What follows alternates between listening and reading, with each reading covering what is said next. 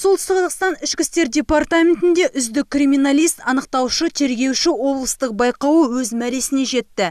Байқауға аудандық және ішкі істер департаменті аппаратының жеңімпаздары қатысты. Аға криминалист Сергей Матвеев ішкі істер департаменті саласында жұмыс жасап жүргеніне 6 жыл. Ол түрлі байқауларға қатысып, белсенділік танытып жүр.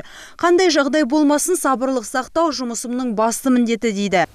Играет большую роль в расследовании уголовных дел. Бұл байқау қылмыстық істерді анықтауда үлкен рөл атқарады. Өйткені қылмыстық іс болған жерге келген криминалист істі қалай ашу жайын ойластырады, дәлелдер іздестіреді. Полиция капитаны бірінші кезеңде тестілеуді оңай тапсырды. Мемлекеттік тілді және жаңа Қазақстан Республикасы заңнамасын білетіндігін өзге де анықтаушылар мен тергеуші криминалист барлығы 20 қатысушы дәлелдеді.